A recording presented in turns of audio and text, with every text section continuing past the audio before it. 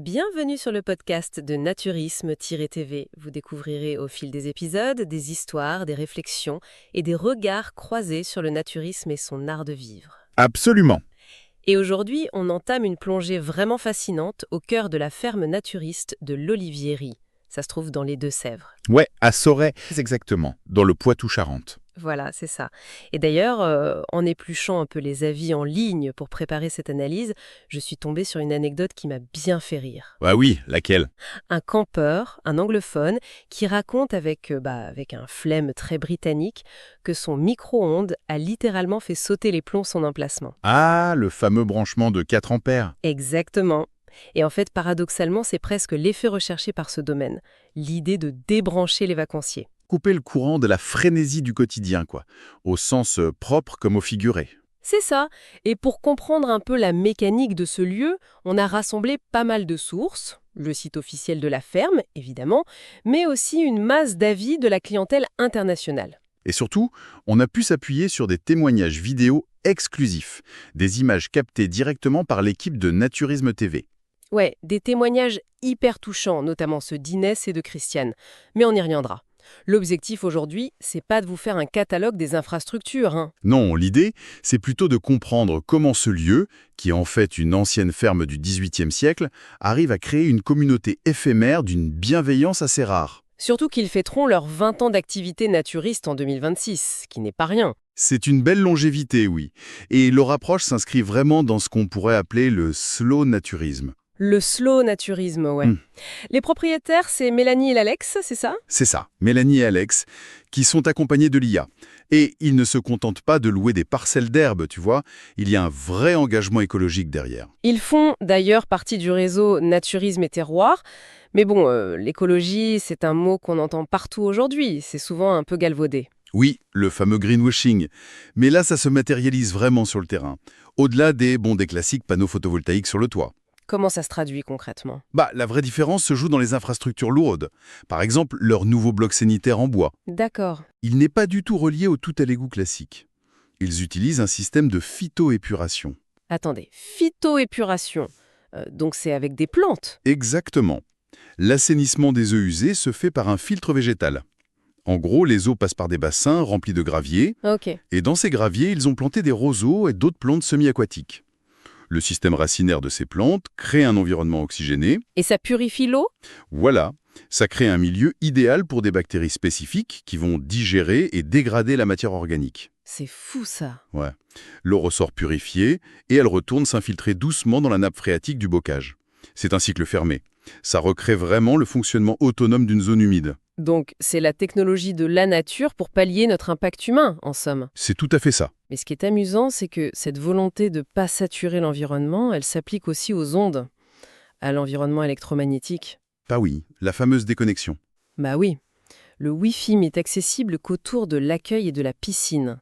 Sur les emplacements, c'est délibérément maintenu hors ligne. C'est assumé, oui. Moi, je trouve le parallèle troublant. D'un côté, on enlève ses vêtements, et de l'autre, on retire cette espèce de couche numérique. C'est joliment dit. Les notifications, les réseaux sociaux, tout ça, agissent comme une seconde peau virtuelle qui nous isole des autres, au final. Et le fait de retirer les écrans des lieux de repos, ça force notre attention à se redéployer vers l'extérieur. C'est ça. Au début, on s'ennuie un peu. Ouais, mais l'ennui laisse très vite place à l'observation. Sans la béquille du téléphone, notre cerveau se remet à écouter les bruits du vent, à observer la faune locale, et inévitablement nos voisins. C'est la première étape vers une vraie sociabilité. Et d'ailleurs, l'aménagement même de l'espace renforce cette sociabilité, non? Absolument. Déjà, on parle d'un domaine de 2 hectares. 2 hectares, c'est grand. C'est très grand, et pour seulement 27 emplacements. Ah oui, 27 emplacements. C'est minuscule en termes de densité. C'est ça, dont 23 emplacements nus pour les tentes et les caravanes. Donc, l'espace par personne est vraiment immense. Et dans les sources, il y a un détail spatial qui m'a intriguée. Les emplacements sont orientés plein sud, ils sont très spacieux, mais ils sont sans marquage strict. Oui, pas de petites haies bien taillées. Voilà, pas de haies. Mais la suppression de ces frontières, ça n'amène pas un certain chaos? Dans un camping classique, la haie, c'est un peu la muraille rassurante pour délimiter son territoire. Justement, la haie en tuyas du camping classique, ça recrée la psychologie du lotissement de banlieue. Ceci est mon terrain, cela est le vôtre. Ouais, c'est très défensif. Exactement, c'est une mentalité défensive. L'Olivierie, en supprimant ces barricades, impose une toute autre mécanique, celle de la place de village. Ah, je vois. Sans limite stricte, la régulation devient organique. On observe l'espace dont l'autre a besoin, on ajuste sa position, on va discuter pour savoir si on ne gêne pas. Cette courtoisie forcée par l'architecture, ça brise la glace immédiatement en fait. C'est le but. Ce qui nous ramène à notre campeur anglais et son micro-ondes au début. Ah oui. Parce que l'anecdote est drôle, mais elle pose une vraie question. Si un simple appareil ménager fait sauter le disjoncteur de 4 ampères, est-ce que le domaine ne frôle pas un ascétisme un peu punitif? Alors, non, l'ascétisme n'est pas le but. Déjà, il faut préciser que des branchements de 10 ampères sont disponibles si on a des équipements plus gourmands en énergie. Ouf, on est sauvé. Voilà. Et Mélanie et Alex ont très bien compris que le naturisme moderne évolue. Une partie de la clientèle veut s'immerger dans la nature, oui, mais sans sacrifier le confort. Donc il y a d'autres options que la tente. Plein. Ils proposent une gamme de locatifs très bien structurés. Ça va du grand gîte, 90 mètres carrés pour 6 personnes quand même, Ah ouais, carrément. aux chambres d'hôtes dans la bâtisse principale, comme la romantique ou la familiale, où tout le linge de maison est fourni. Et il y a le côté insolite aussi. J'ai vu qu'ils avaient une roulotte bohème et une cabane perchée sur pilotis. Tout à fait, et il faut vraiment s'attarder sur leur stratégie pour l'avenir. Pour marquer ce 20e anniversaire en 2026, ils investissent dans un tout nouveau chalet à 2 chambres. J'ai lu ça, oui. Un truc très modulable. Très modulable, oui, avec surtout une baie vitrée monumentale de plus de 2 mètres de large. Pourquoi une baie vitrée aussi énorme? C'est pas un peu paradoxal de s'enfermer derrière une vitre quand on est naturiste? En fait, c'est une vraie réponse architecturale à la philosophie du lieu. L'objectif de ce glamping, ce mélange de glamour et de camping, c'est d'effacer la frontière entre le refuge et la nature sauvage. Ah, donc de faire rentrer le dehors à l'intérieur. Exactement. Avec une ouverture aussi large, on reste protégé des intempéries, mais on garde une continuité visuelle totale avec le bocage. C'est le frisson de la vie en plein air, mais avec une literie haut de gamme. Le beurre et l'argent du beurre, quoi. Un peu, oui. Bon, l'hébergement, c'est une chose, de la tente basique au chalet vitré, tout le monde y trouve son compte. Mais une fois qu'on est réveillé, on fait quoi? C'est la grande question. Bah oui, parce que la réussite d'un lieu comme ça, c'est d'éviter le programme stérile d'un club de vacances classique, tout en évitant l'ennui mortel. C'est un équilibre délicat. Les sources décrivent vraiment une alternance entre des temps très solitaires, très contemplatifs, et des moments d'hyper-sociabilité. Comment ça s'organise concrètement sur le domaine? Ça passe par un zonage intelligent de la ferme. Les espaces de quiétude sont physiquement séparés. Par exemple, il y a un étang privé. Un étang? Pour se baigner? Non, plutôt pour s'isoler, pour lire au bord de l'eau ou pour pêcher. Ils prêtent même le matériel à l'accueil. Ah, c'est sympa. Ensuite, il y a l'espace détente avec l'eau. La grande piscine chauffée, évidemment. Mais la pépite, c'est la zone de bien-être. Oui, le spa et le hammam. Un authentique hammam, oui.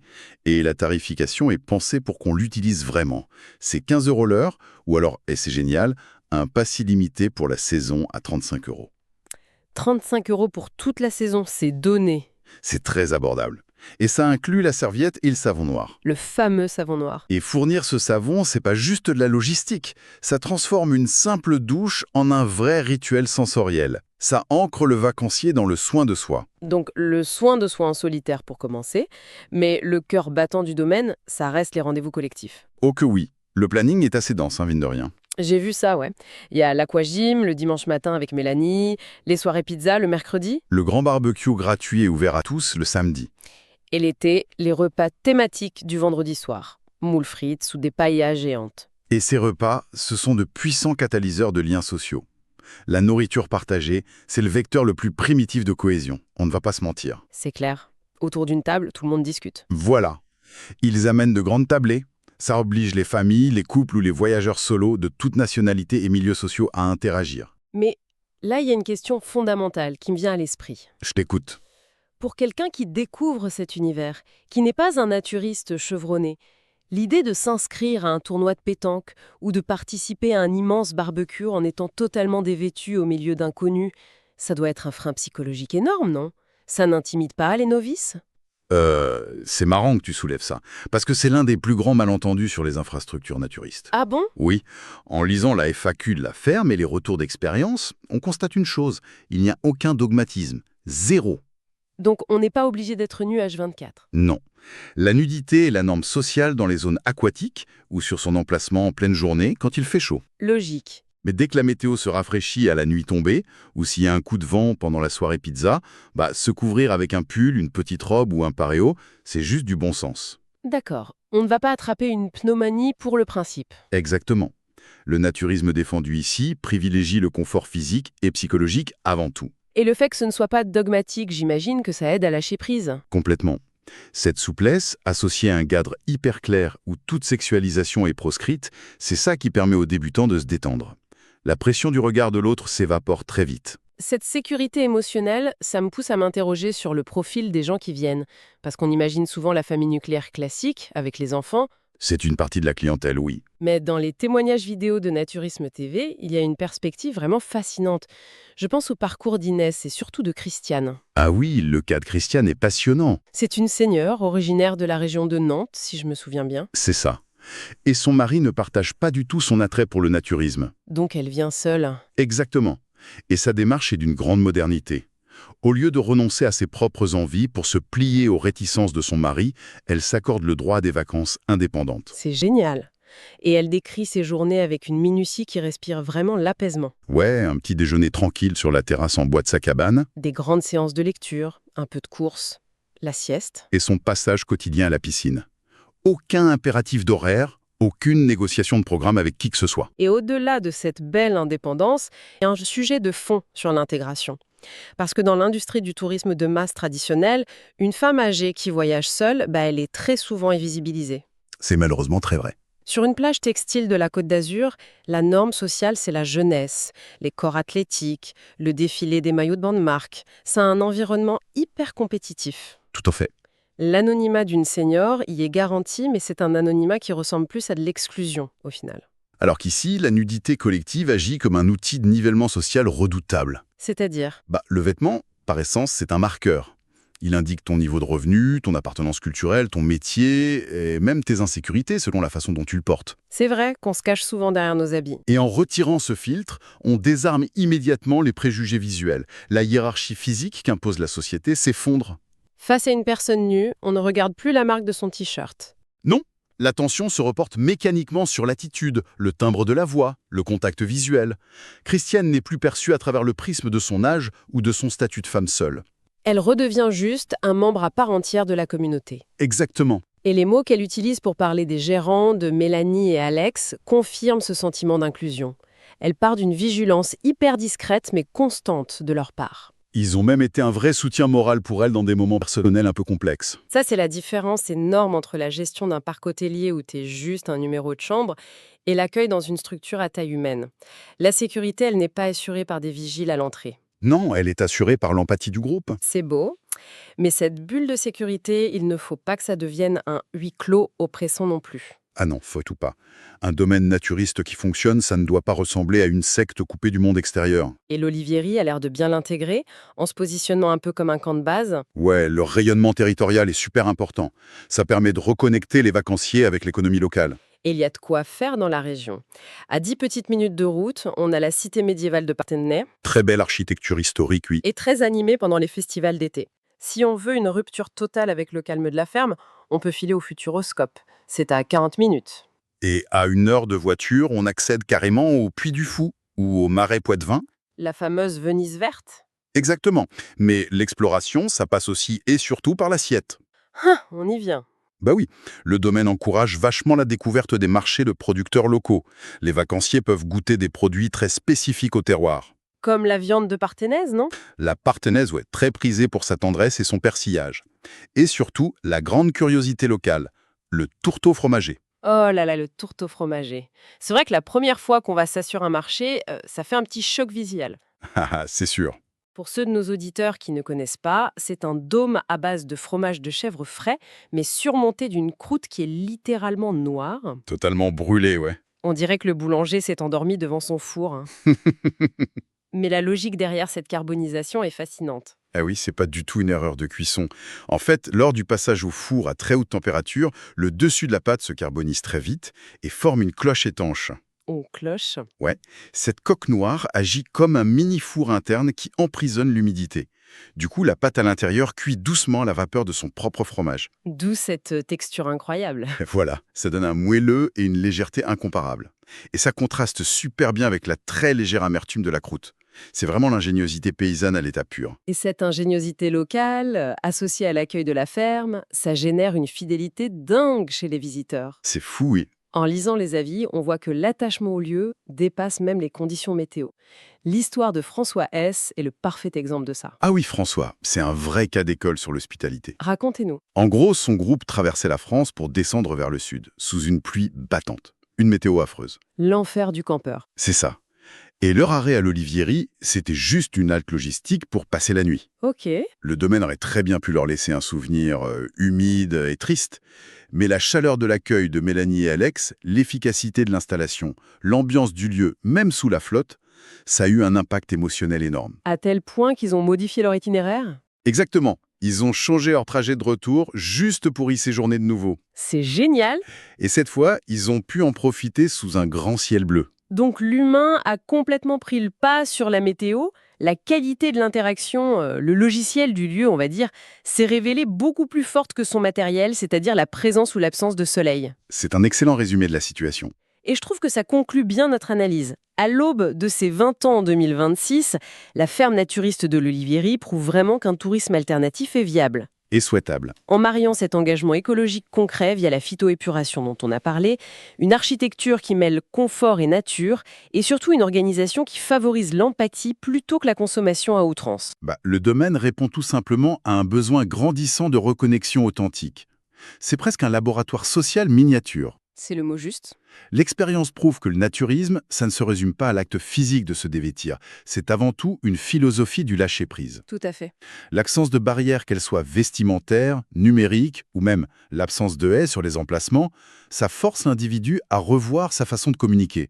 On s'ouvre à l'autre, avec une tolérance renouvelée. Et ça nous laisse sur une réflexion assez troublante, au final. Laquelle?